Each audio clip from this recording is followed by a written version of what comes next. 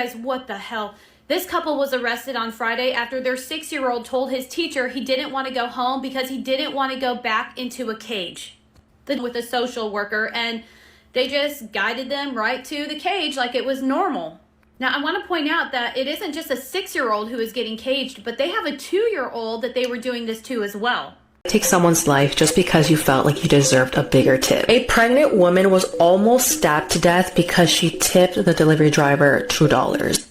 Melinda Irizarry, her boyfriend, and 5-year-old daughter were at a hotel in Kissimmee, Florida, celebrating her 5th birthday when they decided to order some pizza. The delivery driver, 22-year-old Brianna Alvello, was not too happy when she received a $2 tip. She left, but then came back a little later, but this time with a man, and they were both wearing black, and when they went inside the motel, they attacked Melinda. The man brought the boyfriend into the bathroom, and Brianna began stabbing Melinda while Melinda protected her 5-year-old daughter. Melinda was stabbed a total of 14 times to her arms, chest, legs, and stomach. Luckily, Melinda survived, and when she was at the hospital, she found out that she was pregnant. To try to murder someone over a tip? People who survived unsurvivable things. Romil Broom. He survived the electric chair. Damn, how many times he went? Tsutomu Yomaguchi. He survived 2 atomic bombs. That has to be the luckiest Dick man alive.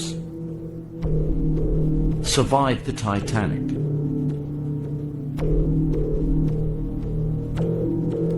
Jacob Miller. He got shot between the eyes and survived. Jumiso Mona.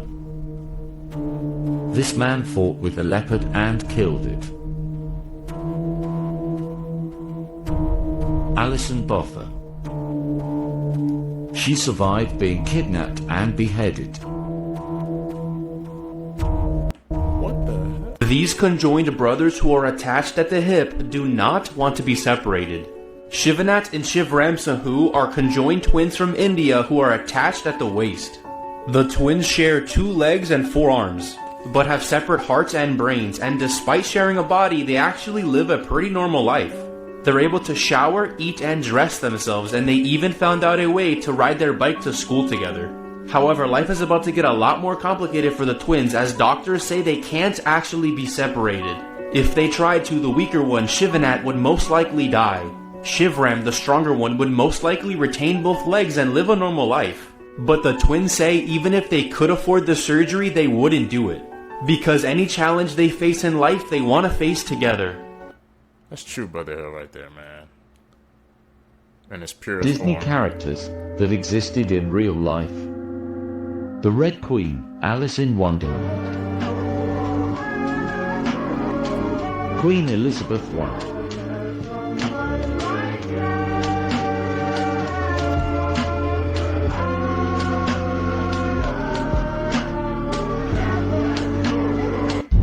Facts you wish you never knew. We eat about 2 pounds of flies, maggots, and other bugs each year without knowing. Hold up.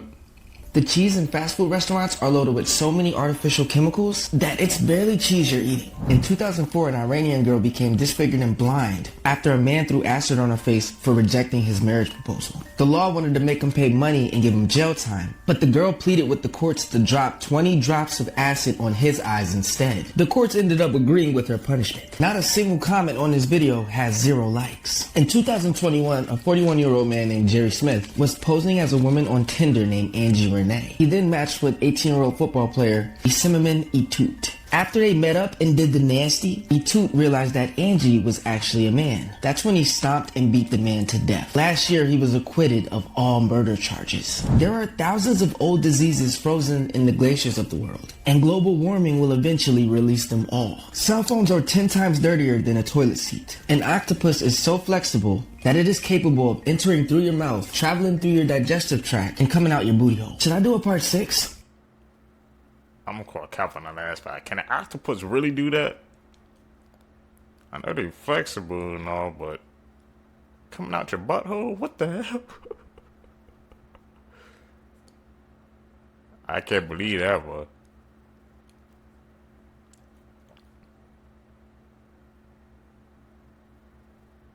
Hotel? Disturbing facts that may ruin your day. You are the oldest that you have ever been and the youngest that you will ever be. Your bed absorbs 26 gallons of your sweat every year. There are 15 dead people for every one person alive. Science can't measure exactly how strong a gorilla is, so there's no sure way on how to contain them. The gorilla enclosures at zoos are just based on trust. Every 18 minutes, someone in the United States has a brain aneurysm that ruptures. Vampire moths are real and can feed on the blood of humans. A jar of peanut butter contains 10 or more rodent hairs and can contain up to hundreds of insect fragments. Big Bird almost joined NASA's Challenger mission to help kids become more interested in space. Millions of kids would have watched Big Bird and the Challenger space shuttle explode on live television. Follow for more. That choice saved them. Imagine that. Sesame Street. 3 audience completely watching false that. facts about animals that everyone believes. Number 3. It is commonly believed that if you touch a baby bird, its mother will reject it because of your scent. This is actually a myth. Most birds have a relatively weak sense of smell, and are therefore not likely to reject their offspring because they carry a human odor. However, it is better not to touch wild birds for other reasons, including the risk of stressing the animal and the transmission of diseases. Number 2. Another widely spread myth is that rice thrown at weddings can kill birds that eat it by causing their stomach to swell. This is actually false. Birds regularly eat rice in the wild with no problem. This misconception is so prevalent that some American states have even banned the throwing of rice at weddings, although the main reason is rather to avoid a mess. Number 1. The idea that pit bulls are inherently dangerous and harmful is widespread but incorrect. In reality, no dog is naturally aggressive or dangerous. A dog's behavior is primarily determined by its upbringing, treatment, and environment, not its breed. Studies have shown that pit bulls can be as gentle and loving as any other dog breed when they are properly socialized and treated with respect. Dirty animal facts that biology facts. class definitely didn't teach you. Part 1. Diego. The unstoppable sex tortoise, who is 100 years old, lives on the Galapagos archipelago and has fathered over 800 tortoises. When a male anglerfish meets a female, he fuses with her body, donating his brain, heart, and eyes, pretty much becoming a pair of testicles dangling from her body. Hey darling, nice testes. In 1912, biologists had to cover up the first published studies of penguins after observing them being the literal worst. Male on male penguin action, male on dead penguin action, male on unwilling female penguin action. Oh, and action in exchange for pebbles. If Finding Nemo was scientifically accurate, Marlin would have just changed into a female clownfish and mated with Nemo after his mother's death. Nemo! Oh, and fish don't talk, but more importantly, the whole changing into a... Yeah. That fact scarred me. 3 true stories need to do behind that? popular myths. Part 2. Number 3. The Lost City of Atlantis. While Atlantis is a myth created by the ancient philosopher Plato, many believe it was inspired by real ancient civilizations. These civilizations were advanced for their time and later disappeared under mysterious circumstances. One such civilization is the Minoan civilization on the island of Crete. The Minoans were known for their advanced architecture, art, and maritime power, much like the description of Atlantis. The myth of Atlantis continues to fascinate us, a testament to our enduring fascination with lost civilizations and hidden knowledge. Number 2. The Bermuda Triangle. The myth of ships and planes mysteriously disappearing in the Bermuda Triangle has a basis in truth. This area, located in the western part of the North Atlantic Ocean, is known for its unpredictable weather and strong currents. These factors have contributed to numerous accidents over the years, leading to the area's ominous reputation. While the Bermuda Triangle is not officially recognized by the US government or any international geographic organization, its legend persists in popular culture. Number 1. The Legend of Dracula. The infamous vampire Dracula was inspired by a real person, Vlad the Impaler. Vlad was a 15th century ruler of Wallachia, a region in modern-day Romania, known for his brutal and ruthless tactics. However, the vampire attributes associated with Dracula were added later through folklore and literature. Bram Stoker's 1897 novel Dracula solidified the connection between Vlad and the vampire legend, creating one of the most iconic figures in horror literature. Truly did, man. He influences. Scary facts you wish you never knew. Olivia Farnsworth was 7 years old when she got hit by a car. She was then dragged 100 feet and felt nothing. This is because she's the only person in the world diagnosed with chromosome 6 deletion, which means she doesn't feel pain, hunger, or the need to sleep. This is a Buddha monk in Thailand. He's 109 years old. He was born in 1913. Only 1% of people can do this. None of you can completely spell your name one word at a time in the comments without being interrupted. Let's see who wins first this time. This watermelon tastes like your mama's booty. This isn't scary, but it's scary fast. In 1945, the US government injected 18 people with dangerous radioactive plutonium. Oh, and they did it without them knowing, just to see how their bodies would react. They ended up not admitting this until 1995. It was announced the day of the O.J. Simpson trial, so that it wouldn't receive any media attention. Makes you wonder what else the government has done secretly and hasn't decided to tell us yet, until another distraction comes. Now you can check if your phone activity is being monitored. Just click share, slide to the very end, click more, and if any unknown apps appear before your contacts, you should delete them immediately. In 2012, Anthony Hansley was kayaking in Illinois when a swan came and attacked him and became very aggressive. He fell out the kayak and decided to swim to shore, but the swan kept attacking him while he was swimming, causing him to sadly drown. If you like and follow my page, you'll become smarter every day. What they do to that freaking swan? Those swans were known as peaceful birds, man. That swan was on something that day. I don't know what. You spitting facts though, man. We learned some interesting things. Imagine going to a family Christmas dinner and almost everyone dies from poisoning. This woman tried to kill her husband's entire family by giving them a cake she baked that was laced with arsenic. 3 family members passed away, 3 others were hospitalized, and this woman who poisoned everyone ended up on December 23rd when 42-year-old Diaz Mora baked a cake and invited her husband's entire family over. That evening, they began cutting the cake that they would normally eat on Christmas Eve, and almost everyone complained about the taste and that it tasted a little weird. But they still ate a significant amount of cake, and almost everyone felt sick right away, and 3 people died right then and there. Investigators tested all the ingredients in the house and found that the flour used in the cake was laced with arsenic. But what's absolutely crazy is that a couple of months earlier, Diaz's father-in-law also suddenly died, and they exhumed his body and found high levels of poison. So they think that she also took his life. Now, you guys are probably wondering, well, what was the motive? Why did she do this? At first, the family didn't understand what caused her to commit this crime, but then they thought about it and they remembered a disagreement they had 20 years ago. 20 years ago, and they believe that she might have not got over this disagreement, and that's why she tried to unalive everyone. But things don't even end there, because while Diaz sat in prison, her husband told her that he wanted a divorce, and a day later Have had relations with the dead, decapitated, and the literal ground, so it makes sense that one fell in love with a waifu. Gurepukun was a penguin born in the Hamura Zoo in Tokyo in '96, and was eventually transferred to Mayashiro Saitama with his wife and chick. Wait, his wife? Yeah, that's right. And after 10 years, his mate Midori left him for a younger penguin.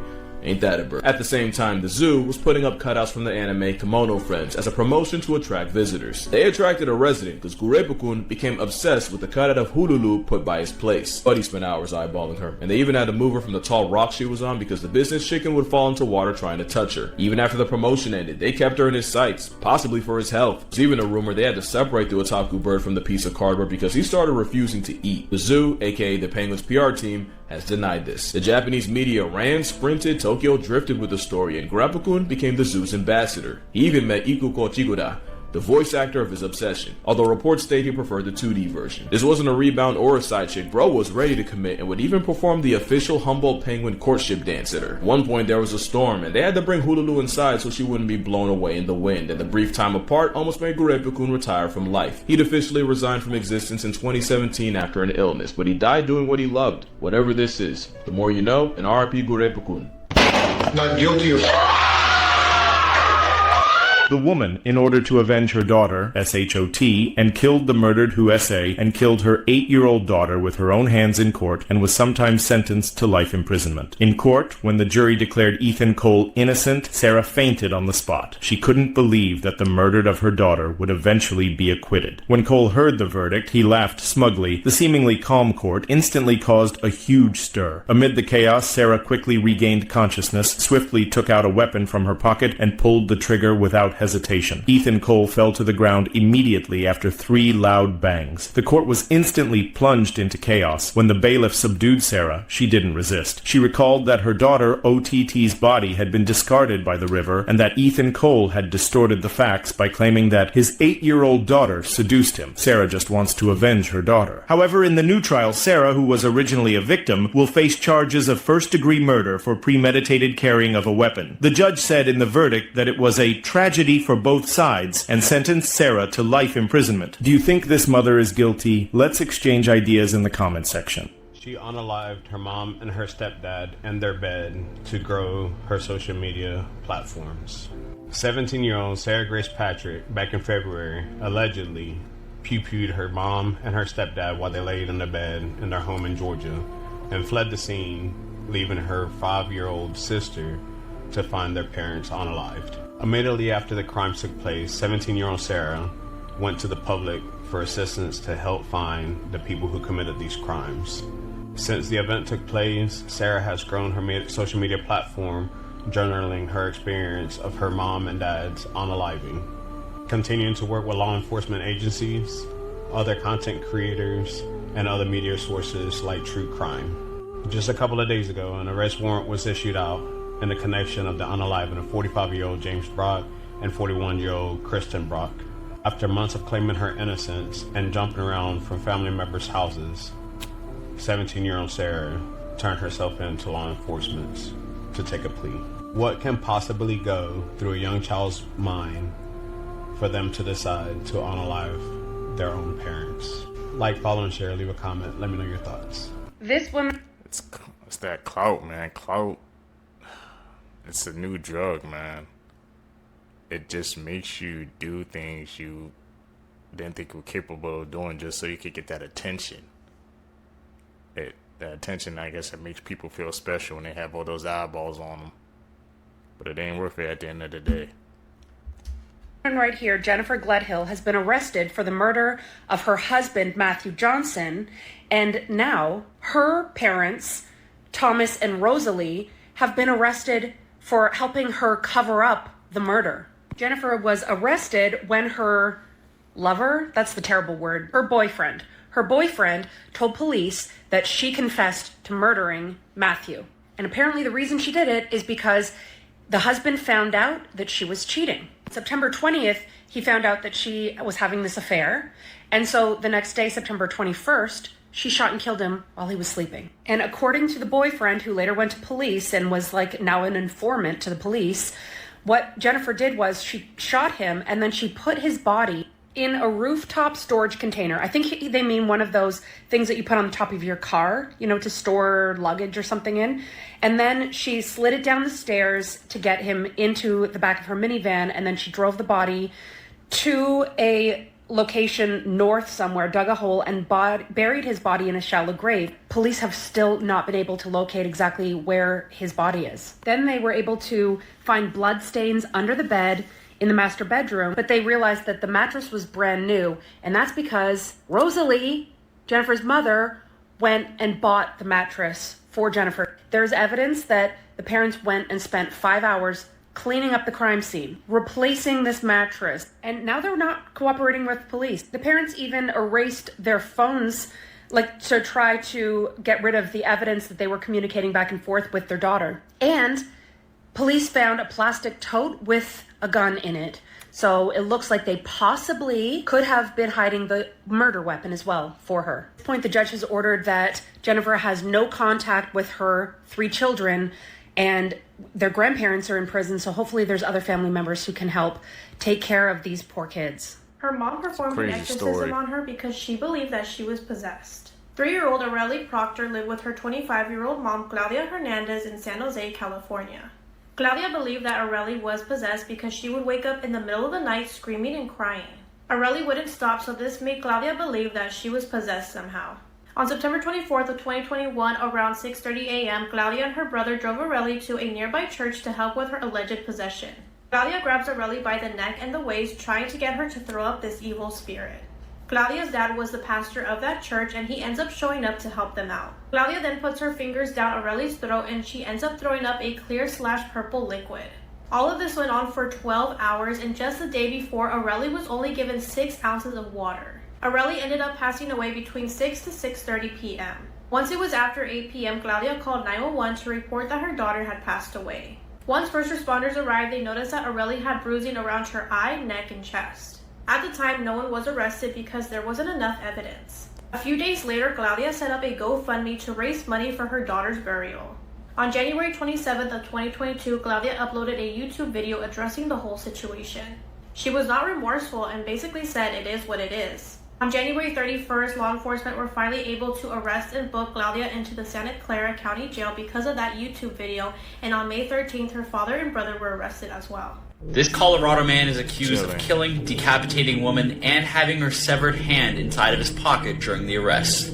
This happened in Pueblo County, Colorado, and a 26-year-old security guard murdered a 47-year-old woman. On January 10th at 3:47 p.m., officers responded to a distress call and found the victim's body floating in the water. The victim was identified as Rainy Portillos.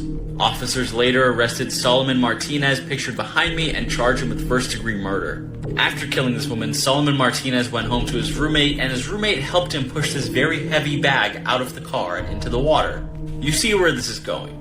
A man witnessed them do this, and Martinez threatened him with a gun, but the man refused to even forget about the situation. He called the cops immediately. Martinez then recorded a video of the body and put a blanket over it to cover himself, as if his clothes and all that weren't blood-stained already.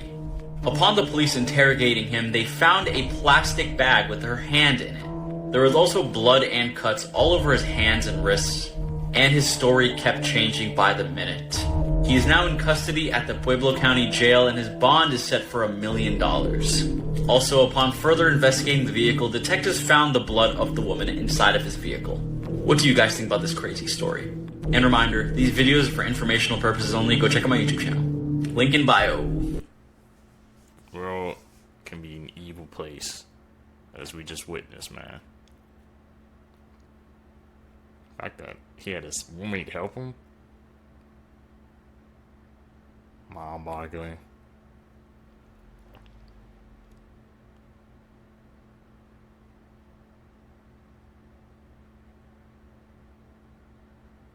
So, during the night then, I want to get to the part.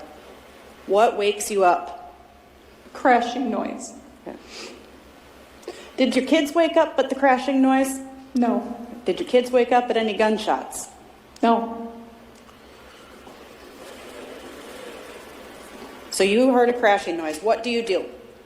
I got out of bed and I stumbled on the dog at the end of the bed and I walked out of the bedroom. I walked into the bathroom because that's what I thought it was our shower caddy had fallen. It had fallen earlier in the week. All right. Where did you go next? I went to the kitchen next and looked out the window that is over the sink, which overlooks basically our driveway and front yard. Did you see anybody out there? I did not. What did you do next? Then I went and walked into the living room on the other side of the house to turn on, well, in all honesty, to yell at Ryan for not waking up with me, because my thought was, why isn't he up looking? Like, how did he not hear that? So then I walked to the living room and turned on a lamp. Was there some point that we've heard that you said that you got up at some point and heard Ryan snoring? Is that a different time window then? When I got up to go to the bathroom around what I thought was 3 o'clock in the morning, I heard him snoring regularly. Okay. When I was in the kitchen, I heard a single snore sound come from the living room. Okay. Do you have your phone in your hand while you're walking, making these steps? Most likely, yes. Put a light. So, you get to the living room, you turn on the lamp. What happens? I just started screaming. And then, how long are we waiting before we call Aaron Cooper? It seemed like forever, but a couple of minutes. I ran back out of the living room through the dining room, and I was halfway up the steps when Kate was coming down the steps. I think I I scared him because I remember him like turning around like he was going to run away from me, like run back up the steps, and then he realized it was me, and I grabbed him and we went downstairs and I put him in the bedroom, and I went in the bedroom as well, and I believe that's where I called Aaron from, was the bedroom. So to answer your question, it was probably a couple of minutes, but it felt like a lifetime. She opened the door to a big bad wolf, and he took her life. Doreen Herbert was born on November 29th of 1952 and was from Santa Clara, California. She started dating William Michael Dennis. Later they got married and had a son together named Paul Dennis. In 1977, they ended up getting a divorce. Doreen got custody of their son Paul, and William was still able to come visit. Eventually, Doreen met Charles Herbert. He was a carpet store owner, and later on they ended up getting married. Doreen and Charles raised Paul, and eventually she got pregnant again, and in 1979 she had a little girl named Deanna. It seemed like their marriage was going great, but Doreen's ex-husband William remained bitter. In February of 1980, 4-year-old Paul had fell into the swimming pool, and when he was found unresponsive. 911 was called, and he was put on life support, but after a few days he was taken off of it and unfortunately passed away. As devastating as it was for everyone, William took his son's death extremely hard, and he felt like his ex-wife Doreen was to blame for it. He even tried suing Charles and Doreen, but he lost. He lost his job, his mental health deteriorated, and his resentment towards Doreen grew. As a few years had passed by, Doreen found out she was pregnant again, and she was due in November of 1984. On Halloween night of 1984, Doreen was only a couple weeks away from delivering her baby, and she was taking out Deanna to go trick-or-treating. Once they got back home, Charles left the home to go buy some cigarettes, and as soon as he left the home, Doreen noticed that there was a hard knock at the front door. As Doreen was opening the front door, she had Deanna right next to her when she noticed that on the other side there was a person wearing a wolf mask. The person on the other side of the door was carrying a hatchet and mumbled, "I'm going to kill you," and quickly Doreen told Deanna to hide behind the couch. Once Charles returned home, he opened the door and saw that Doreen had been attacked, and their unborn baby was cut out of her abdomen and cut into tiny little pieces. There was so much blood around the area that Charles had fell looking for Deanna, but luckily she was unharmed, hiding behind the couch. Although Doreen still had a pulse, she unfortunately died on the way to the hospital. Charles was detained for questioning, but once the police started talking to neighbors, they explained the history between the couple and William. Once police had arrived at the crime scene, they found the wolf mask with a trail of blood, and they ended up going to William's home, and that's when they found blood in his truck. He was soaked with blood on his clothing, and he had even made 2 makeshift caskets. In 1988, William was convicted of first-degree and second-degree murder of Doreen and her unborn son. He was placed on death row but passed away in 2023. Chilling story, man. Resentment will cause your life to deteriorate. Truly.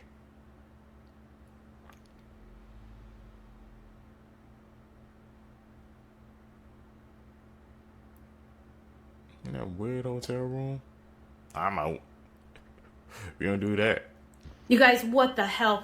This couple was arrested on Friday after their 6-year-old told his teacher he didn't want to go home because he didn't want to go back into a cage.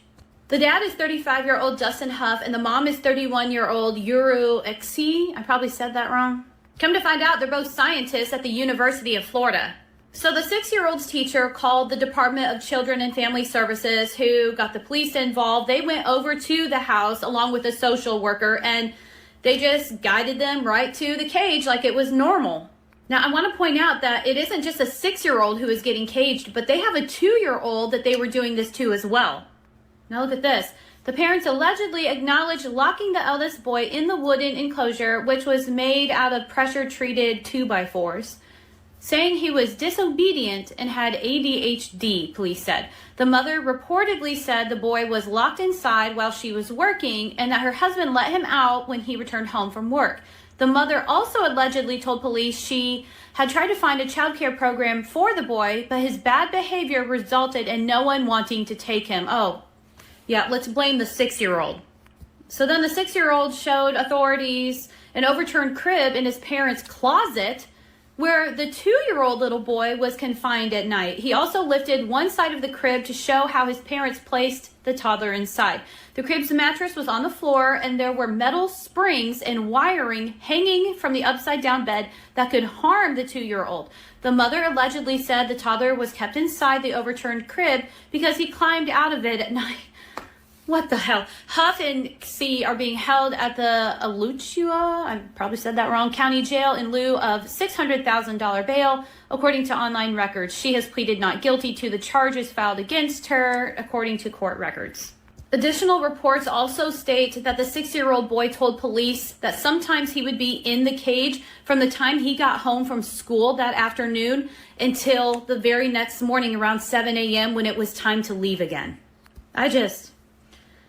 I have a 6-year-old little boy. I don't get what the hell's wrong with people. They're being charged with aggravated child abuse and child neglect. The kids are with family members right now. They're on an administrative leave. I don't see them going back. This is obviously an ongoing case. I will keep you guys updated. In the mystical lands of ancient India, not all demons were born evil. The Brahmins, the highest of castes, held immense knowledge and power. But what happens when one falls from grace, committing unspeakable sins? They become the Brahma Rakshasa, a dreaded demon with a Brahman's knowledge, adorned with skulls, feasting on flesh, wielding both Vedic and demonic powers. Feared by many, yet deep within some seek redemption to escape their accursed existence. Today, these mythical beings continue to captivate, reminding us of the duality of knowledge and ethics. So they're basically saying that I guess the knowledge, it corrupted them? Because like they said, a couple of them fell. Just by the way they look, I was like, man, they definitely on some demon timing right there, bro. What do you guys think, Seekers, man? Does all knowledge corrupt? Another scary story, and this one comes from India. So the day we got to India, my parents needed to go to the bank. The banks were open till late. It was already about 9 p.m. So they decided to leave us with the neighbors to babysit us. So after my parents had gone, the babysitter decided to sneak us out to go watch a movie at the theaters. The movie's name was Ganjana. It was a horror movie. Now after watching that movie, it was already about 12 a.m. midnight. And we were really tired, so we decided to just go straight home. Usually we take the main road home, but there were too many people that could recognize us. So we decided to take the long route, and that would go through a Muslim cemetery. Back then I wasn't really scared of jinns or ghosts and spirits because I thought, what could really go wrong? The second me and my neighbors stepped into the cemetery, I felt a presence, and it felt like it was touching me. And the jinn would not let us look behind. We could only control our legs. It felt like hours when we tried to pass through cemetery, but some way or another we got through it. The next day, me and my neighbor got really ill. Till now, I'm still scared of going through the cemetery.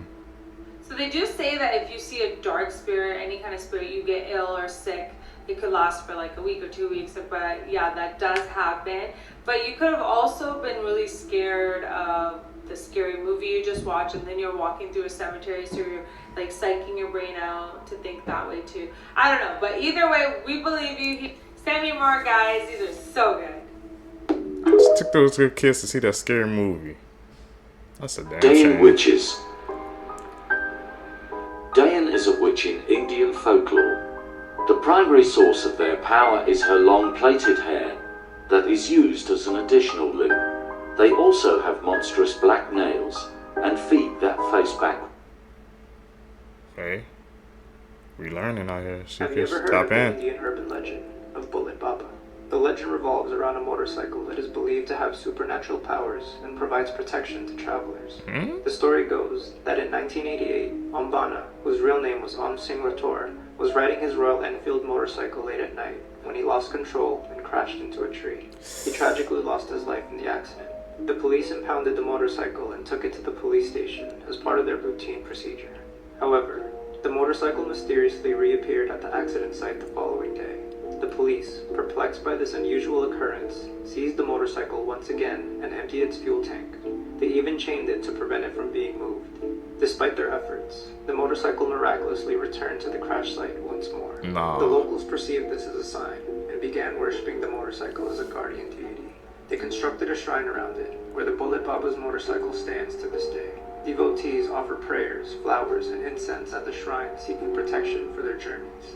According to the legend, it is believed that Ombana's spirit resides in the motorcycle, and he continues to protect travelers from accidents and mishaps on the road.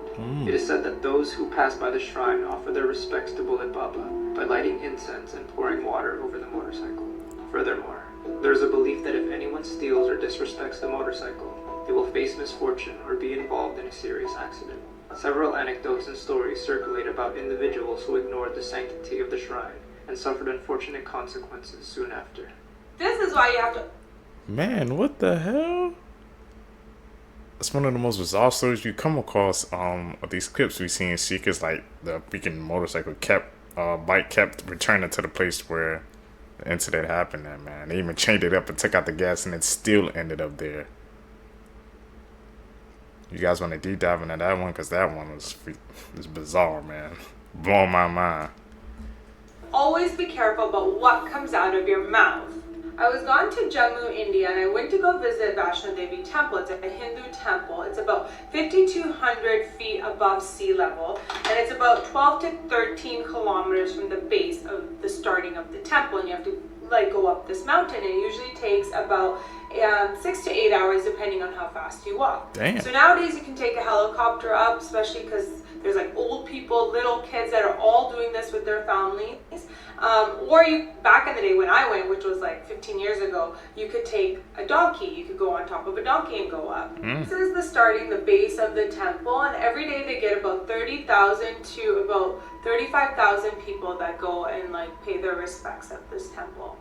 As you can see, there's a windy road, and this goes all the way up, which takes about 6 to 8 hours. It's like a snake. My friend thought, okay, she's not going to be able to do the 6 to 7 hour, 8 hour hike. So then they ended up giving me this donkey right here, this guy up here. And me and my friend would just trade off, for halfway she'd go on it, and halfway I'd go on it. So the reason people go to this temple is if you are, say, childless and you want a child, to wish that. So basically your wishes come true. If you're poor, to give you wealth. If you have no sight, to give you eyesight, and so forth. So as you get closer to the entrance, it's just jam-packed with people, literally butt to butt. Everyone is so close. This is the entrance to the cave. When I went, this is what it looked like, and there was everyone lined up, back to each other, and everyone was in good spirits, super high energy. Everyone's Sare bolo, Jai Mata Di, Jor se bolo, Jai Mata Di, and that's what they were doing. And I was so into it. I was getting into it and singing with them. What the entrance looks like now. Those of you who've been to India, you guys all know that there's no such thing as structure and lineups. People usually push in the lineups. So that's literally what was happening here. Everyone was just pushing to get to where they go do Jai, Matha Tek and stuff, where they go bow towards the shrine. It's literally a holy cave amidst the folds of the Trikuta mountain. So as we're chanting, I didn't realize it, but I completely almost missed the shrine because it was so small. It took forever to get there, and then when we got there, the actual shrine was so tiny. So as you can see, it's right there and way up there, that red thing. This is what it looks close up. Those little round things on the bottom are called pindis. They're rock formations, and in this temple there's no idols, no statues, nothing else besides this. As soon as we came out of the just rocks. As soon as we came out of the temple, I jumped on the donkey, and I turned to my friend who was walking beside the donkey as we were walking down this 5,200 feet mountainous area. I go to her, we just came here with a negative attitude. I said this. I was we just came here to see 3 rocks. What the hell? I can't believe people put their children and old people through this just to see 3 rocks. As soon as those words came out of my mouth, I kid you not, the donkey it slipped over the side. It was a wide area, but I don't know why it went on that side. It slipped off the side of the hill, and it literally slipped like this, and I was holding on to it for dear life. And right below us was literally 1,500 freaking feet, but there's a little edge, like not even a foot long edge that like his foot landed on. So he was like kind of stable, because it wasn't super far down where he landed, but it was like this much off, falling off the cliff. And everyone got around. There was like a guy who like handled the donkey. He was like pulling it up. My friends were pulling it up, grabbed me off of it, and I got off of it. And I was like, holy shit. I was so scared. I didn't go on the donkey again. I walked all the way down. But I was so scared, because just as I uttered those words out of my mouth, that happened to me. It was like someone was listening to me and was like, better fucking get your ass in check. Don't say that shit about a place where people actually have so much good energy and they're just there for wishes. I don't know what it was, but that was actually so scary. It was like such a near-death experience. Like we said earlier in the videos, man, there's power in words, man. I guess she said something negative about that sacred space, man, and the universe, whatever, the energy, whatever, it came just right back at her. We didn't even have to wait like a minute, a second. Like she said, legit happened as soon as she said those words uttered out of her mouth, man. These powers are not word seekers, man. That's how I always try to preach positivity, man, in the world as much as I can. Ooh. That sounds scary.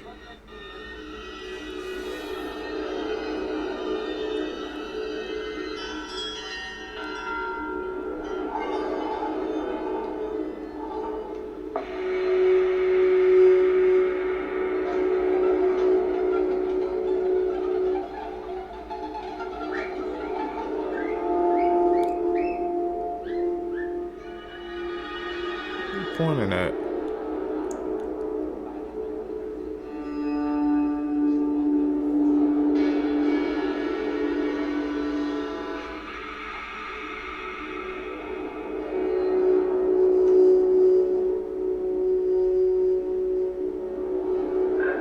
they just living with it?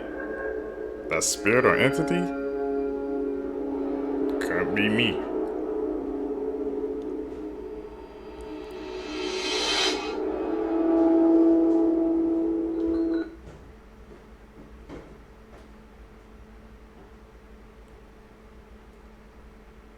The hell?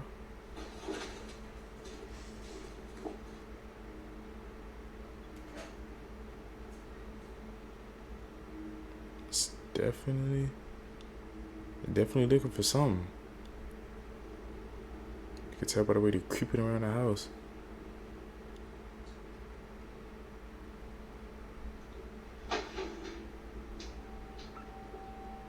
The hell with that chair?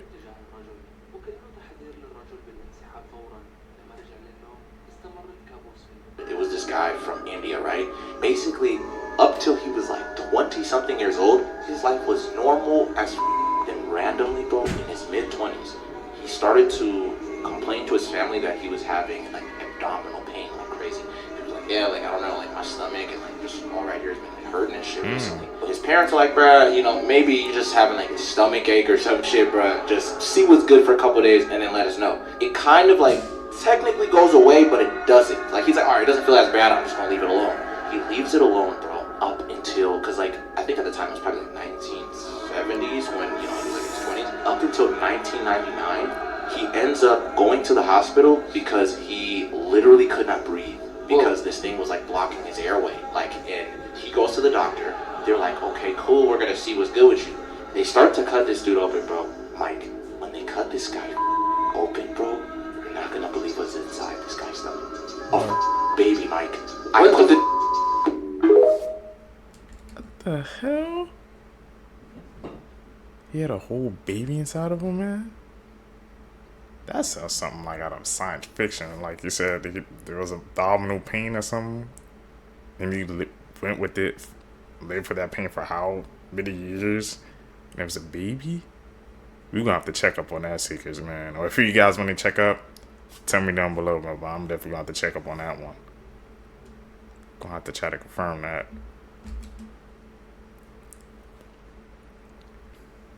creepy urban legends you didn't know about India.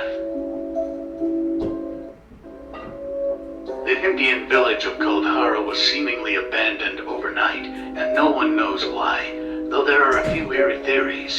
There are structures in the town of Kuldhara that date back to the 13th century, but no one has lived there since 1825, when all its residents seemingly vanished into thin air.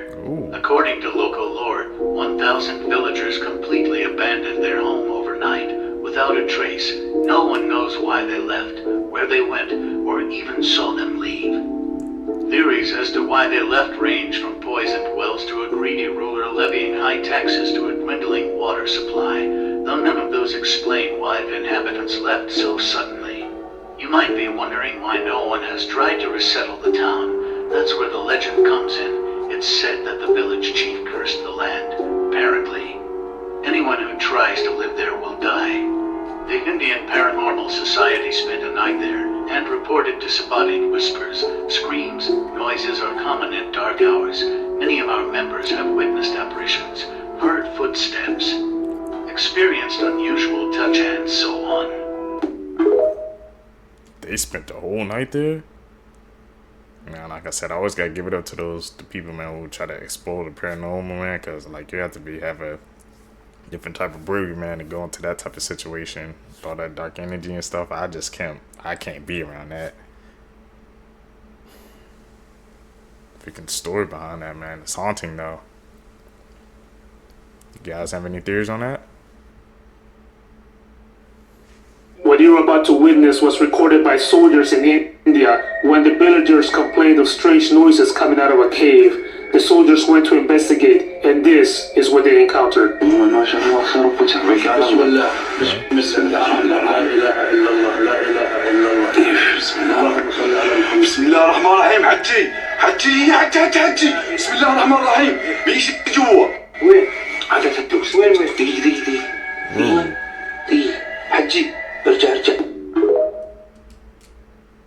We saw that, man? Was that an edit or was that legit? That one was kind of iffy, but you saw something peek out, and then went back in, like, in, out, right there, and then it was gone. These clips, man. Let's talk about India's youngest and most infamous serial killer, Amarjit Saddam. He was only 8 years old when he struck. He preyed on children, and his first victim was his sister, who was only 8 months old. Shortly after murdering her, Amarjit struck again, murdering his 6-month-old cousin. Even more chilling is that the family and villagers knew about these murders but chose to stay silent. They deemed the killings as internal family issues, not realizing that Amarjit would soon strike and murder someone outside of his family. In 2007, Junjun Devi, the mother of a 6-month-old baby girl, left her daughter at the school daycare to do her chores. When she returned, she found her child was missing. When the news spread, people feared the worst, and since they knew about Amarjit's past, they confronted him. After being questioned, Amarjit showed no remorse. He gleefully told the villagers about how he strangled the child to death and then led them to a shallow grave where she was buried. He told them he killed her by beating her with a brick. He then buried her with debris and grass that was around the area and went back home after she was dead. He was arrested for the murder of Khushbu Devi after his confession. Unfortunately, since the family covered up the first 2 murders, Amarjit wasn't found guilty of them. Despite this, he was questioned about how he attacked his victims and why. Instead of providing these details, he looked at the police, smiled, and asked if they could give him some more biscuits. He showed no remorse, and whenever the police tried to ask him about the crimes, he would stop talking and smile. Superintendent Amit Lodha ordered that the case be looked at from a psychological perspective. Patna-based psychoanalyst Shamshad Hussain looked into the case and found that the child lacked remorse and enjoyed inflicting pain on others, making him a true psychopath. It also seemed that he had a brain issue which led to a chemical imbalance. This in turn led to increased gratification from inflicting pain on others. He was diagnosed with a conduct disorder that was claimed to be hereditary. This led him to commit acts of violence because he had no sense of right or wrong. Amarjit was tried, and according to India's laws, it's speculated that he was sentenced to serve 3 years in juvenile prison since children can't serve more. It's also speculated that due to his mental state and the extreme threat he posed to society, that he was placed in a mental institution after he served his time. Amarjit's whereabouts are currently unknown. However, in 2015, he contacted the Postmortem Post. He claimed he was in a children's facility where he would be till he turned 18. Since he would be over 20 now, if his claim is valid, he'd be allowed to leave the facility. It's unclear whether he'll go on to commit more crimes or if he was successfully treated. Some people speculate that Amarjit wasn't the original culprit and that he was framed for the murders. The nature of the crimes and the elaborate hiding spots were too much to have been committed by an 8-year-old child. Despite this theory, the fact that he was excited to reveal what he did and his reaction when he was questioned, it seems that Amarjit Sadda was in fact India's youngest serial killer. That's an insane. A clown mask. On the 15th of October, a scene unfolded in a small town like that from a horror film. At around 1:30 a.m., a man broke into a child's bedroom in Colorado. Police described the incident as an attempted child abduction, with the man entering the room in a dark hoodie and a cloth clown mask. Terrifyingly, the little girl was blindfolded and snatched off her bed as the man tried to take her from her bedroom. She was subject to quite a brutal attack by the intruder and bravely fought him off until he hit her over the head and knocked her out. Fortunately, it seems that he was spooked in the process of this and fled the scene. Now, it apparently took police over an hour to get to the incident at the property, but they did manage to gather vital evidence and then track the intruder down. They revealed his identity as 56-year-old Thomas Gallegos. They were able to arrest him and charge him with multiple serious offences such as burglary, assault, kidnapping and child abuse. The little girl did sustain cuts and bruises and was obviously traumatised by the attack, but fortunately did live to tell the tale. This is how rare your body actually is. Starting off, only 5% of people have tied tongues, so if you have this, you're pretty rare. Basically, this is where your tongue is tied to the bottom of your mouth, impacting your speech and eating. Next up is Morton's toe, and if you have this, you're probably pretty rare. Only 10% of the population has this, and this is where your index toe is bigger than your big toe. Okay, this next one is crazy. 1% of people actually have unbreakable bones. This is a genetic mutation which causes people's bones to be more dense than the average human. And one person who had this condition actually walked away from a car crash unharmed. Next, about 50% of people can fit their hand in their mouth. Sounds a bit high, so if you actually can, let me know. If you can tickle yourself, you're in the rare 7% of the population that can do this. About 10% of people suffer from eczema, which is a skin rash and is so annoying. And finally, we have the 16% of people that can make a roaring noise in their head by clenching their jaw. If any of your seekers, man, can you guys do any of those unique things, man? I think I have the tied tongue, but I can't fit my whole fist in my mouth. I know I can't do that. I don't even need to try to do that, bro. And the unbreakable bones. I saw actually somebody comment down, a fellow seeker said how like the unbreakable bone story was kind of not true. So, like I said, to each their own. Everybody got to do their own research, but that's crazy. Crazy part is, most people believe that these 3 things will actually save your life. They don't. Let's pretend you're lost in the desert and you need water, and you don't have any. So where are some places you can get water? One commonly held terrible piece of advice is to drink your own pee, because it's mostly made up of water, except there's 5% of that that's all made up of just waste from your body, and even though the urine might keep you alive a little bit longer, you'll ultimately die of kidney failure. So you don't drink your own pee. Instead, you head over to some cactus you see nearby because you remember reading or hearing in school that you can drink the water inside of cactus. Except, unless it's one really specific kind of cactus, you'll be drinking lots of alkaloids and chemicals that will make you viciously ill, and you'll start vomiting and you'll have diarrhea and you'll die from dehydration much faster. So as you're sitting there wondering what you're going to do next, a venomous snake bites you. And so you instinctively start sucking on the bite to remove the poison, but you can't because it goes right in your bloodstream, and all you'll do is die much faster from infection. Man, those 3 things, he just proved us wrong. This picture from inside the basement of Fun Zone, and I'm going to get into some of the backstory about what it is that we're actually looking at here. But what I can tell you is that when I did see it, my heart sunk. For some backstory, if you don't know what Fun Zone is, this is kind of a relic of the late 90s, early 2000s. It had lots of iterations over the years, but it was effectively like an indoor amusement park or arcade. It used to be like a really fun place to be. It had a handful of carnival rides, indoor roller coasters, all the works. So Fun Zone eventually did close down and they boarded up the doors. I guess the problem was that that didn't stop people from breaking in. One of the curious things about this location was that they didn't sell off any of the equipment that was inside. It just kind of remained in place. Eventually, upon one of the break-ins where somebody went in, they made their way to the basement where they found an abandoned cell phone, and that is where we get this picture. Nobody really knows who took the photo or what really happened to them, but if you look a bit closer to the background, you will see the same thing that I do. You can see it if I make the photo brighter. Whoever was exploring Fun Zone, they came face to face with a person in that basement. Don't forget, if scary stories like this are of interest to you, make sure to go check them out right on the podcast. We're always told to drink a lot of water throughout the day, but have you ever wondered what happens when you drink too much water? Well, 35-year-old Ashley Summers drank 64 ounces of water in a span of 20 minutes and passed away from water toxicity. Ashley, her husband, and 2 daughters were at Lake Freeman in Indiana when she began feeling dehydrated. So she drank 4 bottles of water because for some reason she wasn't able to quench her thirst. Ashley complained about having a horrible headache and she began to feel lightheaded. When she got home with her family, she passed out in the garage and she was taken to the hospital where the doctor said she had brain swelling. Ashley never woke up and she was pronounced dead from water toxicity. A toxicologist said that this is more likely to happen to someone who's extremely dehydrated, which will cause them to drink too much water and not enough sodium or electrolytes. So remember, bring more than just water on really hot days, especially if you're under the sun for a long period of time.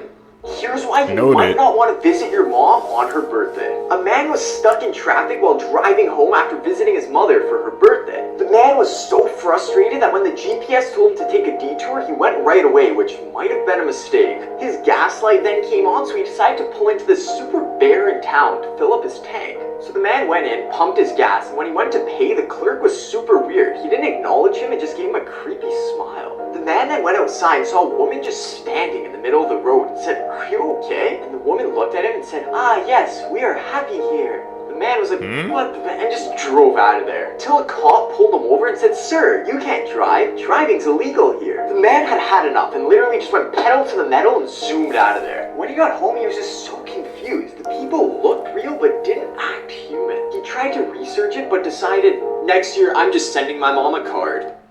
Yeah, the Fast and Furious out of there, bro. I did the same thing too. These people are acting weird, very weird. Weird Nature Facts, Part 37. In proportion to body weight, koalas have one of the smallest brains of any mammal. They're so dumb that when presented with leaves on a flat surface instead of on branches, they are unable to recognize them as food and will not eat them. Dogs get sprayed by skunks so often because skunks raise their tails as a warning. Dogs see this as "come smell my butt," which is the exact opposite message of what the skunk is trying to send. In Germany, it is illegal to kill any vertebrate animal without proper reason. Because of this, all German animal shelters are no-kill. In the 1980s, Ken the orangutan escaped from his enclosure at the San Diego Zoo multiple times. His apparent goals were visiting other animals, taking photos with tourists, and throwing rocks at his orangutan rival. Wow, Here are some disturbing facts about Disney. Many scenes in Toy Story are inspired by the horror movie The Shining. The voice actor that did Lilo in Lilo and Stitch also played the ghost girl in The Ring. The Pirates of the Caribbean ride at Disneyland feature real human skeletons. Also at Disneyland, there are vents that pump out artificial smells to keep you happy.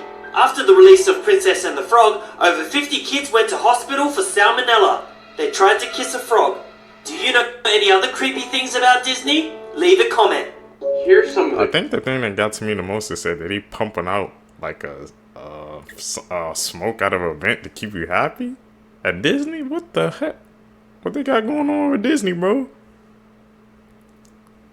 And the more you know, I heard some creepy facts about Disney, but that's definitely a new one I heard today, Seekers. The creepiest videos on the internet, Part 10. The popular American rapper XXXTentacion was murdered on June 18th, 2018, and his death broke the hearts of many. R.I.P. Many people visited his memorial to leave gifts, but some people captured much more. The YouTube channel, The Fam, recorded a video trying to communicate with this beloved rapper. but accidentally captured this.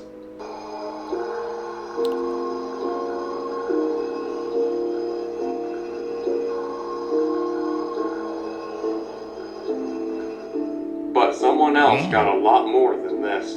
The YouTube channel Dora the Explorer got to speak with him through her spirit box. Here's some things he had to say. What is your favorite song you've ever recorded? What's the name of your favorite song? Are you in the Wi-Fi? Is there anything else you want to tell us?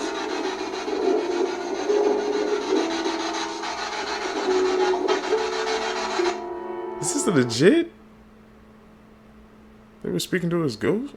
Yeah, I don't know if this is the most disturbing, but this is definitely top 5. This is Malgas Island, and up to 60,000 of these birds called Cape Gannets will nest here. But don't worry, I'm gonna get to it. So normally these parents take turns, with one going out for food with the other staying behind to guard the chick. But because of overfishing, oftentimes both parents will go out for food, leaving the chick all alone on the island. Which wouldn't be a problem if they didn't know that. Because groups of these white pelicans will fly over to the islands and then walk around looking for any unsupervised Ganny chicks, so that they can grab the baby birds and eat them alive while they're still struggling. And sometimes they'll just push the parents out the way and then swallow the newborn children right in front of them. It somehow gets worse. Those same pelicans will fly back to their nest and vomit the half-digested, recently murdered baby birds for the pelican chicks to eat. And because Cape Gannets have no real way to defend themselves, pelicans have no reason to stop. And since pelicans obviously don't have teeth, those chicks' last moments were spent suffocating while being digested alive by stomach acid, only to get regurgitated and eaten twice. Dinosaurs never went extinct. They just rebranded with feathers. Black Air Force energy. Confirmed. They some menaces, bro. This is proof that we aren't alone. Okay, so in Wyoming, there's a strange mountain in the middle of nowhere with ridges on it, and no one seems to know why. Now, most people say that this is because of erosion. However, there's a theory behind this mountain that will absolutely shock you. Talk about And it. as the theory says, the real reason as to why this mountain has ridges is not because of erosion, but because of a giant bear. The said bear is said to be named Mato and is about 60 feet tall, weighing over 10 tons. And this story even goes as far back as the Stone Age, with drawings of a gigantic bear attacking tribes on wall caves. However, this creature has not been seen since.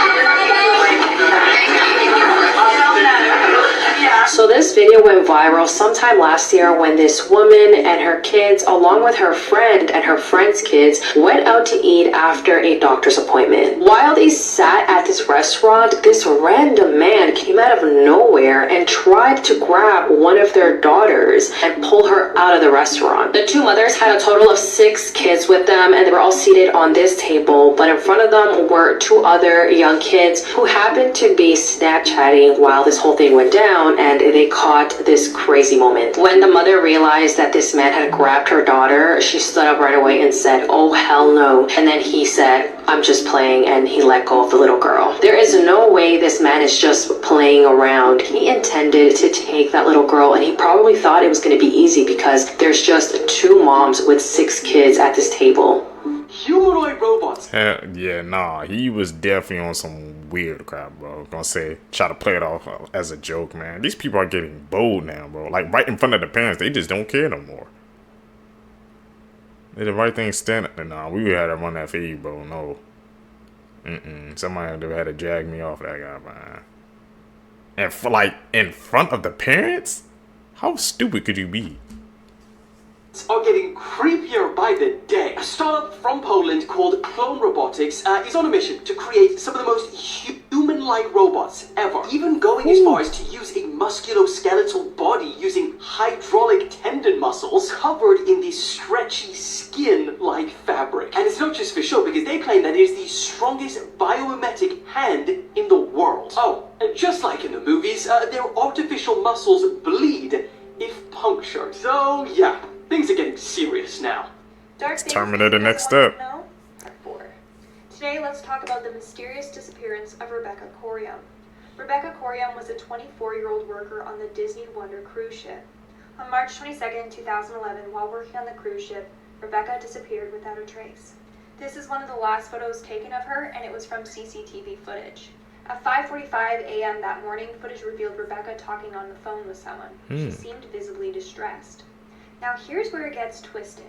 Many people believe that Disney knows exactly what happened to Rebecca, but are trying to cover up this whole thing. Let me explain. For starters, the captain of the ship said that Rebecca was just washed over by a big wave. They then gave Rebecca's parents a sandal and said that this was hers and it was retrieved from the deck that she was last seen on. Number one, the sandal wasn't her size. Number two, it wasn't her style. It was also revealed that Disney had edited the CCTV footage. Check out part 2 on this case for more information. They're just trying to save some money, man. That's not the first time a big company would do something like that. It's sad. Did you know that they may have just exposed Satan's city? What's even more crazy is there's people living there right now and it's not hell. Whilst addressing a church in Revelation chapter 2 verse 13, Jesus exposes the city of Satan. Watch this. Jesus says, I know where you live, a place where Satan sits enthroned. And he says that same place is where his faithful witness Antipas died. Saint Antipas was martyred by being burnt in a bronze bull in Geneva, Switzerland. Like, this literally happened under the rule and reign of Nero. And you're never gonna guess what's happening in Geneva, Switzerland right now. It's home to an organization called CERN, whose, logo just happens to be 666. And their goal in life is to develop a machine that can actually tear a hole between the natural and supernatural realm. And they just made a discovery of something called the God particle, but that's a video for another time. Subscribe now if you love Jesus. What do we think about CERN, man? That's their headquarters. This is the disturbing truth about Christmas. This is Black Peter, and he spends the whole year spying on kids, taking note on who has been good and who has been bad. Every single Christmas, Black Peter goes with Santa from house to house, and while Santa gives presents to the good kids, Black Peter punishes the bad ones, and this is what he does to them. First, he will leave you a bag of twigs and a pile of coal. But if you have been really bad, Black Peter will snatch you from your bed and throw you into a sack. He will then kidnap you and take you to his coal mine, where he will chain you up and make you his slave. You will then work for him for the rest of your life, and if Black Peter ever gets sick of you, he will just simply eat you. So if this doesn't motivate you to make the nice list, then I don't know what will. Stay away from Black Peter, bro. Of the silent man. In 2014, a 51-year-old man in the UK named David Hampson decided to stand in the middle of a busy road and block the traffic. The incident was then reported and police officers arrived at the scene to see what was going on. But when they tried to talk to David to get him to move, he wouldn't say a word and just stood there, so they arrested him. From his arrest to when he was brought to court, David still remained completely silent and wouldn't even talk to his lawyer. Although since no one knew his motives and he hadn't actually hurt anyone, David was let go soon afterwards. But all he did was just go back to that same street and stand there, silent, once again. And he committed this same crime over and over again for the next 7 years, never saying a word to anyone. Even though he was jailed multiple times, every time he was released, he would just go back to that same street and do the exact same thing. All the doctors who had tried to help David failed because he refused to speak to them. And it was reported that the only time anyone had ever heard him speak was when he was giving food and water, and he said thanks. Finally, in 2020, David was given 3.5 years in prison for his actions, and is still yet to speak to anyone on why he did it. Fourth one. If you believe in God, stay away from Halloween. Muslims, Christians, or anyone who believes in God, Halloween is a pagan festival. It involves evil spirits, jinns, and shaitan. It is forbidden for Muslims and real Christians to know the truth. Please do not associate with it and stay away. Share this everywhere and spread awareness. Alright guys, let's talk about Krampus. Krampus comes from old German folklore. He's the opposite of Santa Claus and he punishes misbehaving children on Christmas. You might be asking, what does he do to punish these misbehaving children? He stuffs them in his bag and takes them back to his lair. He either eats them or tortures them. He also has a whole gang of minions that help him do this. Krampus is celebrated around many parts of Europe and there have been a lot of petitions to ban him. This is because people are scared of the legend and they don't want to keep doing it. But every single year during Christmas time, there are always reports of Krampus sightings all over the place. Let me know what you guys think about Krampus in the comment section below. Blood-curdling facts that you wish you never knew. Part 3. The first firefighter killed in 9/11 attacks was struck dead by a falling body in the courtyard. One of them was killed on his way in, and the other was killed on his way out. Right now, there are tiny little bugs on your face munching on your dead skin. Your bones are wet. If you don't have kids, you will break an unbroken line of children that has gone on for tens of millions of years. A scientist studying death asked a man who was about to be executed by a guillotine if he would blink after his head was chopped off. He ended up blinking for 30 seconds. Most laugh tracks for TV shows were recorded in the early 1950s, meaning that you hear dead people laugh. If you're attacked by a bear, it won't try to kill you like other predators. Instead, it'll just start eating you. One day, someone will mention you for the last time, then they'll never ever mention you again. Crazy to think about, man. Here are the creepiest Christmas urban legends, part 1. Ever heard of the Yule Cat? This is an extremely creepy cat that's said to originate from Iceland. According to stories, the Yule Cat enjoys snacking on people during the holiday season. And what makes the Yule Cat even weirder is that it specifically targets people who haven't received any new clothing before Christmas Eve. Iceland is also home to Gryla. According to Iceland lore, Gryla is a giant ogress who leaves her cave in the mountains to feed on children during Christmas. To make the story even creepier, Gryla keeps the Yule Cat as a pet. What the hell is going on in Iceland? Then we have Belschnickel, and this one comes from Germany. According to people of the Rhine, Belschnickel is an old bearded man who visits children during the holidays with Santa Claus. If you were good that year, he'd give you cakes and candy. If you were bad, well, Belschnickel would pull out a switch and whip the children until they behaved. This is probably why Dwight from The Office loved him so much. There's also Krampus. This is one you've probably heard about from movies and books. In the Alpines, Krampus is a horned demonic figure who visits the homes of naughty children on December 5th and punishes them. In some versions of the story, he hits them with birch rods. In others, he straight up takes them back down to hell with him. The Germans definitely know how to scar kids for life. Scary things hidden in Disney movies. In Mona, Olaf from Frozen appears in Mona's basket. Wally,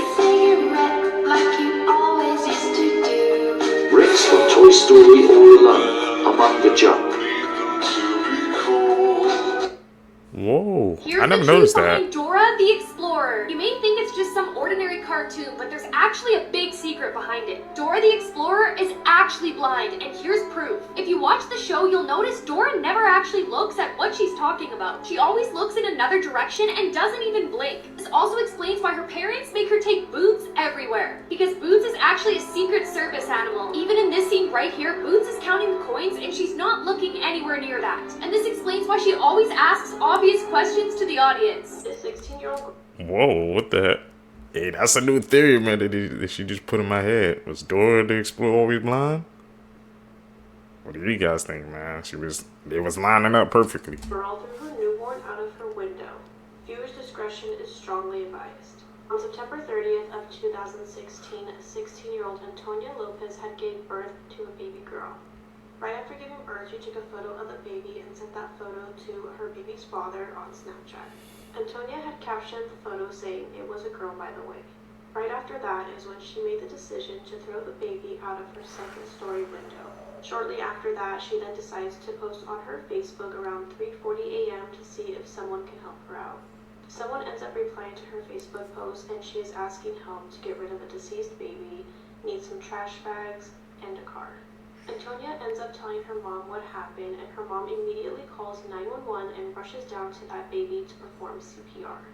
Antonia was taken into custody, and she could face up to 20 years in prison if she was charged as an adult. The judge ends up charging Antonia as a juvenile so she can avoid prison time. Instead, she was sentenced to live in a group home, complete 50 hours of community service, attend therapy sessions, and delete her Facebook account. The only reason they made her delete her Facebook account was because of the angry comments she was receiving. Here's what famous cartoon characters would look like in real life, and the last one will freak you out. This is what Homer Simpson would look like as a real person. And this is a 3D rendering of Mario. Buzz Lightyear doesn't actually look too different in real life. And Bart Simpson seems to have a missing chin when he turns real. Stewie Griffin from Family Guy doesn't look too different. But SpongeBob SquarePants might freak you out. Yeah, he did. SpongeBob can't be real.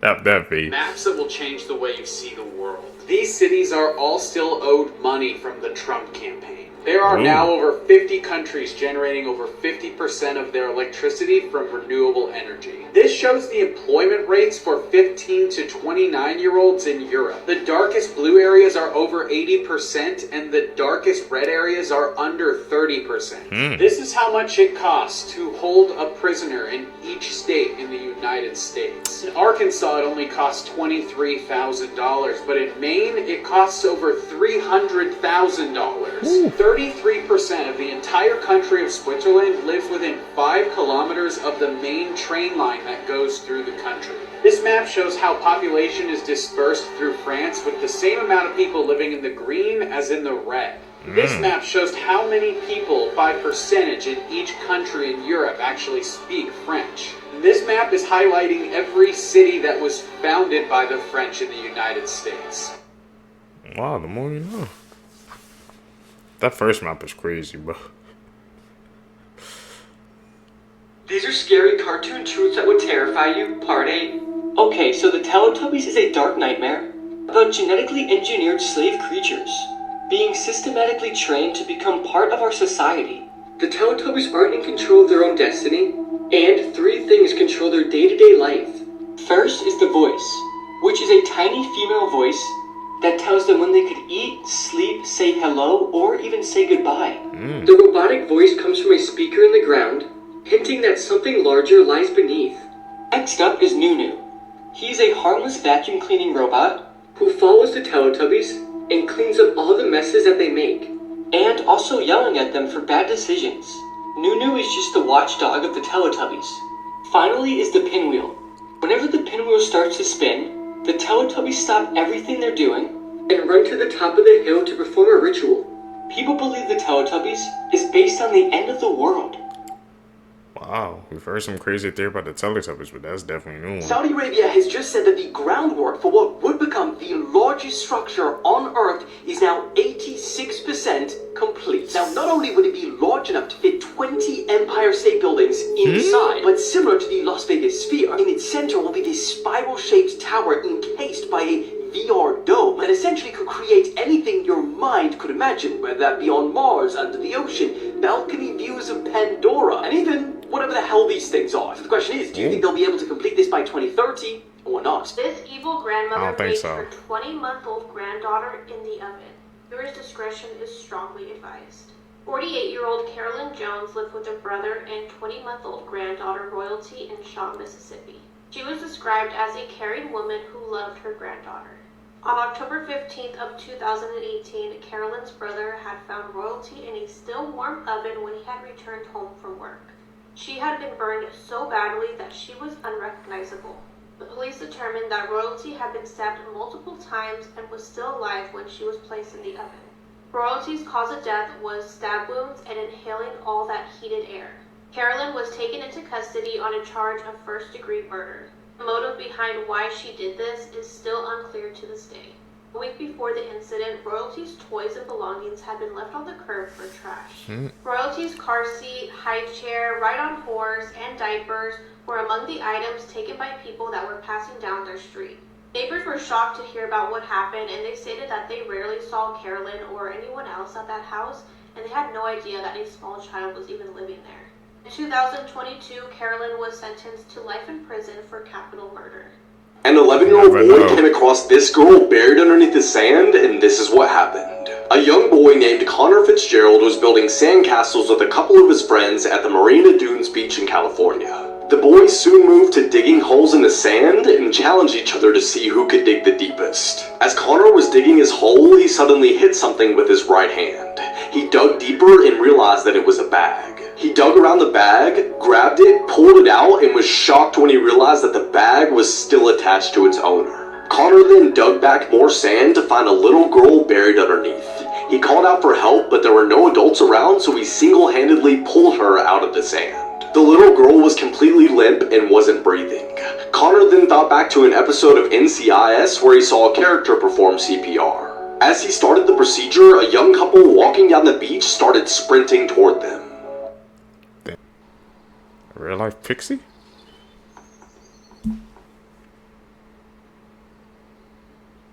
Or was that an edit?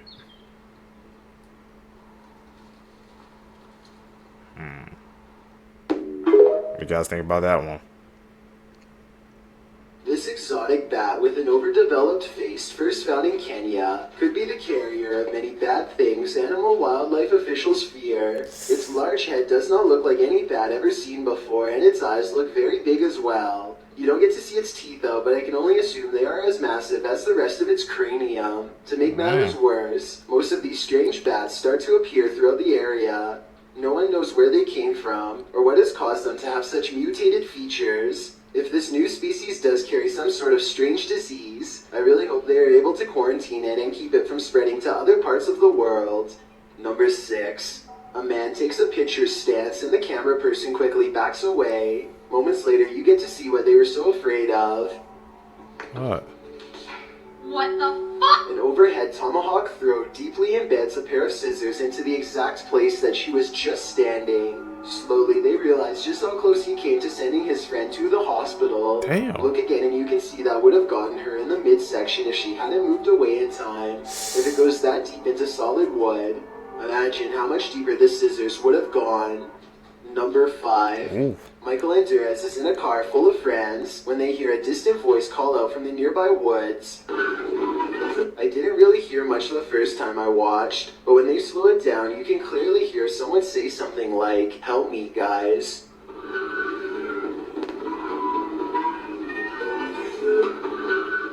I think this Really? should be paranormal, because it doesn't sound like a normal human voice at all. Theoretically speaking, a person screaming at a speeding car with the windows rolled up would almost certainly not be heard by anybody inside. Number 4. Okay. This video was taken years ago when Justin Bieber had to go to court. Wearing an orange jumpsuit, he looks straight at the camera with a very serious expression, and his eyes change into creepy off-white color. He blinks again and then quickly looks away. A YouTuber named RyGuyVA captured this video, and as you can see at the end, he is recording a live broadcast on his flat-screen TV. This means this is either an error with the news equipment, or else something we will never be able to properly explain. 4K. Stop scrolling, because if you like paranormal, you're going to want to see this. And it is semi-disturbing, but I just need to know, is this real, or is this the ultimate hoax? Do you believe in mermaids? Because supposedly one just washed up on the beaches of Kenya. I'm going to show you a video in a minute, but my mind is blown. Tell me in the comments what you think, and I'm going to show you the video. Trigger warning. It's fucking crazy. Check this out.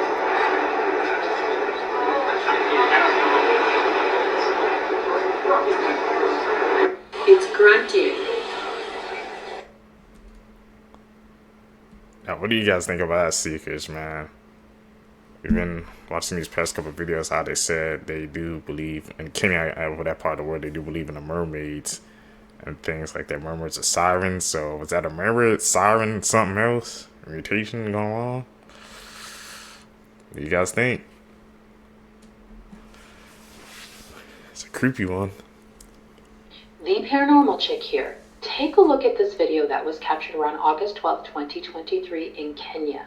The witness was actually able to capture 2 videos of this truly unexplainable object. Is this a UFO? It's definitely not a drone nor a plane. But what exactly did he record? Take a look and tell me what you think. Ain't no shooting star.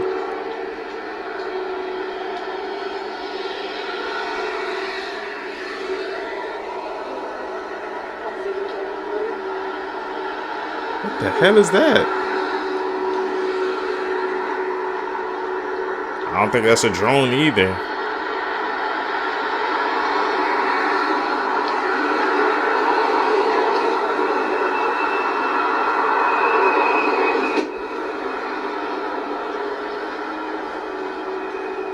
Nah.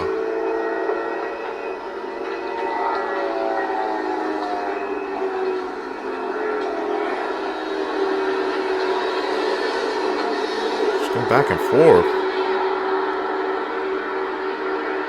Is he trying to make a shape or something?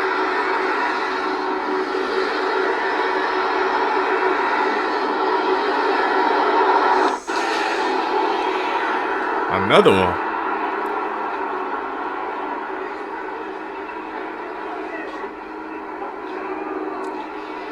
How come I ain't seen this shit trending on Twitter, man? They trying to hide this stuff from us?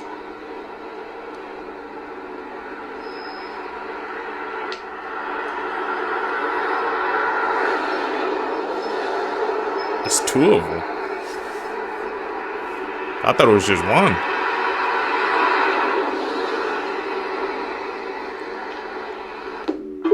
The more you know, Seekers. What do you guys think that was? I need your help down below. This beautiful house here has never been occupied for the last 30 years since the locals believe that it is infested by evil spirits. It is located in a place called Ruiru, 30 kilometers from the city of Nairobi. What makes the house more creepy is the design that looks similar to Freemason hole. Locals claim that at night, voices will be heard from the house. And if you had courage to live there, you had to prepare for unseen forces. Others even claim that there was a lady who moved to live in the house with her family. She did have information that every man who lived in that house died and the wife becomes a widow. There was also another tenant who applied to move in with his family. That by the time they moved in upstairs, they found that the other things that they had taken up were already arranged. And they ignored because they were tired. At night, windows started opening and banging heavily from invisible forces. Early the next morning, they left without asking for the refund of their paid rent. An Indian businessman also rented the house and burnt incense inside the house to appease the spirits. 6 months later, the locals saw him running out of the compound and was never seen again. The question is the house really haunted, or are these just stories created by the locals? You guys think, man, there's a couple of freaking creepy stories that a family's moving in and weird crap happening, and they moved out. Me, I'm not even taking that chance. I'll say if a house is something haunted, man, there's a history behind it. Deuces, I'm gone, bro. I don't do those bad spirits, man. Kuna kiwefu inabidi. Hebu songa hivi. Nipate after image. Tutapiga hivi tutaitoa mbele. Wadau kiwefu inashuka man. Hiyo si ni UFO. Is that a clout?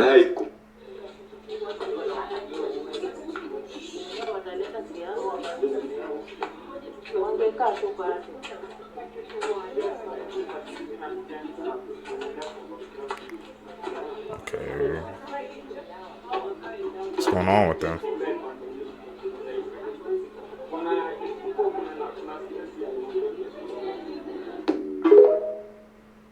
Why are they walking like that in emotion? In the late 1980s, in the city of Mombasa, Kenya, something truly terrifying occurred.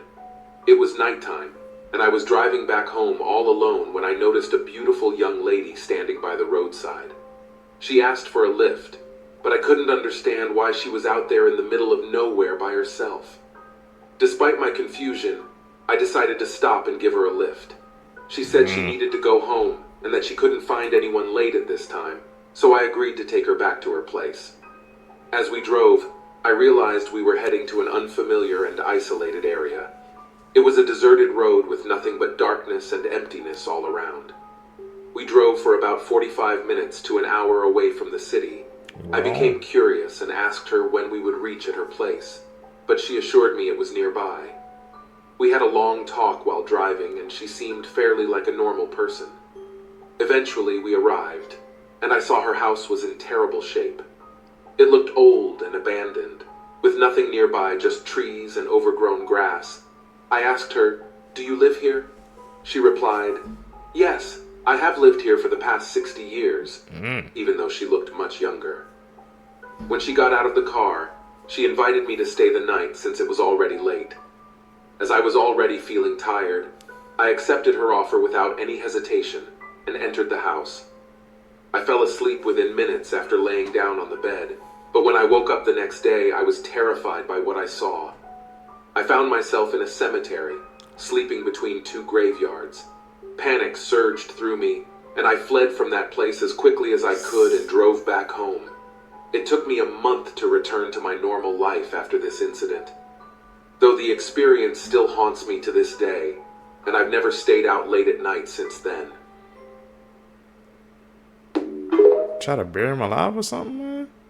It's too trusting. The equatorial sun dips low on the Kenyan horizon, casting long, spectral shadows among the stone ruins of an ancient city. This is Gedi, a silent and deserted testament to a civilization that has long since passed into the annals of time. Our journey takes us into the labyrinthine alleys, once bustling with the life and chatter of Swahili culture. Now, only the whispering wind moves through the abandoned structures, carrying with it a chilling echo of laughter that once filled these streets. As we venture deeper, are you starting to feel the shivers of unease? Can you hear the whispers of the past? Drop a comment below and let us know. In the heart of the city, under the skeletal remains of what was once a grand palace, reports tell of spectral sightings. Phantom figures, their forms vague and blurred by the ravages of time, seem to stand guard over their long-forgotten home. The air is dense with unseen energy, as though the very spirits of the past still linger, locked in an eternal dance with the ruins. The myths of the locals tell tales of the jinn, supernatural beings born of smokeless fire, acting as the ethereal sentinels of this abandoned city. And then there's the laughter, a disembodied sound that seems to hang in the still air. A joyous echo from an era long past, yet it brings an unsettling feeling of being watched, of intruding on a space where ancient specters continue their ageless existence. As we draw our exploration to a close, under the vast, starlit African sky, one cannot help but feel a profound sense of connection with the spectral denizens of Gedi. The chilling whispers, ghostly figures, and inexplicable laughter serve as a reminder that, in some places, the past refuses to be forgotten. As the haunting image of Gedi ruins fades from your screen, tell us, would you dare to visit this ancient, spectral city after dark? Could you brave the whispers of the past and the laughter of unseen specters? No! Share your thoughts in the comments below. And don't forget to like, share, and subscribe for more chilling explorations into the world's most haunted places. I don't think I could. That's a no for me. Too much bad energy over there.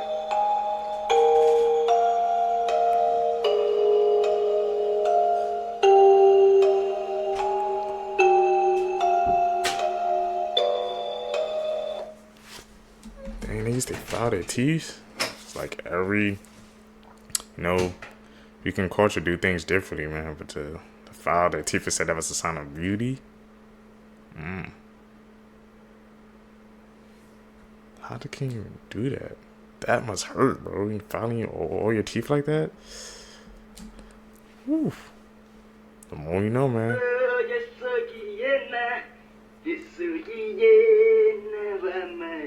What the?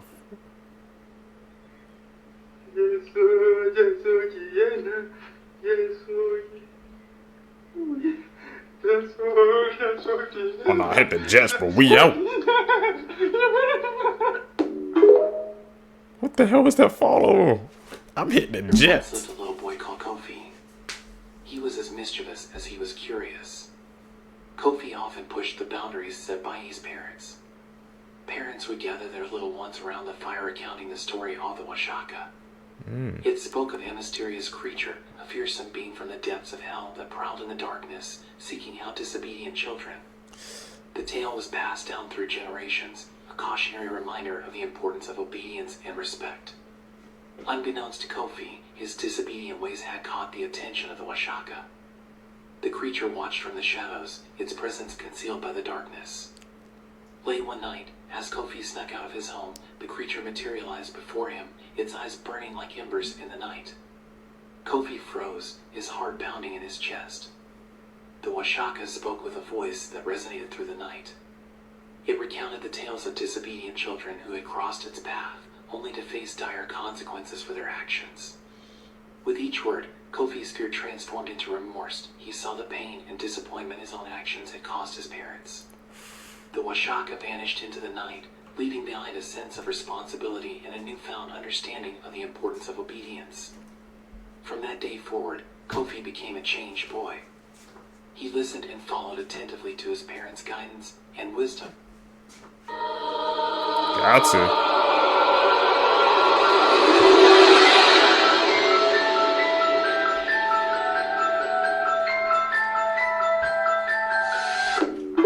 Shapeshifter confirmed? Please listen to me when I say that today's case is a current investigation and it is disturbing and ongoing. So if you don't want to listen to something that might distress you, please just skip this. It's okay. Seek the truth over 2 here. weeks ago, a horrific discovery was made in the Shakola forest in Kenya. There was a mass grave filled with 90 corpses, the majority of which were children. There were so many bodies that the police had to stagger the search for them, as the local morgues were just getting overcrowded and full. And so the authorities had to reach out to the Kenya Red Cross for refrigerated containers to store the bodies as they waited in line for an autopsy. The grim discovery, understandably, has totally shocked Kenya, but things got worse when they learned why this mass grave occurred. The dead, wrapped in cotton shrouds, had belonged to a strange cult in Kenya, which cult leader Paul Mackenzie Nathenge led. He had taught his followers that the only way to meet with God truly was by starving oneself to death. Now, this sort of twisted teaching is even more shocking when investigators have subsequently learned that Nathenge and his fellow leaders were eating and drinking as normal, urging their followers to fast until they died of hunger, while the leaders ate on. These kids were starved, often at the urging of their own parents, who had become convinced that it was the only way for them to escape the turmoil of this world and to meet with their creator. This cult, by the way, is called Good News International Church. It's a kind of pseudo-Christian cult, and it had a sickening hierarchy to this. They taught that the children had to starve themselves to death first, then the women, and then finally the men would follow, hence why over half of the bodies were children, and most of the rest were women. And so 34 members of this cult were found alive in the forest, which is near the coastal town of Malindi. Some of them were just hiding in the bushes and were close to death after following the teachings of their leader. Now, the president of Kenya, a guy called William Ruto, vowed to crack down on these rogue and dangerous cults. And like I say, people are just traumatized and horrified. Now, the leader, this Paul Mackenzie Nathenge, was a former taxi driver who then became a televangelist and founded this cult in 2003. Now, he had already been arrested back in 2017 for urging parents not to send their children to school because he believed that education was unbiblical. And he was arrested again last month after 2 children starved themselves to death while being looked after by their cult member parents. How'd he get out? Now, this happened 2 weeks ago, like I said. But since then, new details have emerged because investigators have uncovered more to this case. Firstly, the death rate has rose since then. Now it's 133, and they're expecting that figure to rise again. But the autopsies on all those bodies, so not all of them, but a lot of them I think, have been completed, and they've revealed something. Starvation does appear to be the leading cause of death, but some of the victims, including the children, were murdered and beaten, strangled and suffocated. What's more, the autopsy revealed that the children had missing organs, which means that this cult was harvesting the children's organs to sell. For money. Believe it or not, the human body organ trade does actually exist. Sometimes they're sold for religious purposes with claims that body parts, particularly of children, can have magical or healing properties. As for this cult leader behind all of this, Paul Nathenge, well, he was granted bail last Thursday. How? However, prosecutors are pleading for him to be held in custody until the investigation is complete. Yeah. I'll watch this story and keep an eye on it and let you know of any significant updates, but I just thought it was remarkable enough and sad enough to bring to your attention that these things happen. Well, if you want more spooky, strange, and, well, I guess disturbing stories like this, you can follow me on TikTok or check out my Scary True Stories show, Frightful. It's a podcast. It's available all over the place for free. I've just finished an episode all about imaginary friends, and that explores the paranormal and supernatural elements of that. Or if you're into reading, then you can maybe check out some of my books on Amazon. Just search Peter Laws. Thanks. That was a freaking sickening case, man. Tell you, man, when people get wrapped up in a cult, in a group like that, they'll do anything, man, that they say. Like I said, it's scary how that type of person, they can have an influence on your life like that, and you just follow every word they say to the T, man. We learning out here today, Seekers. You know, this world is a cruel place.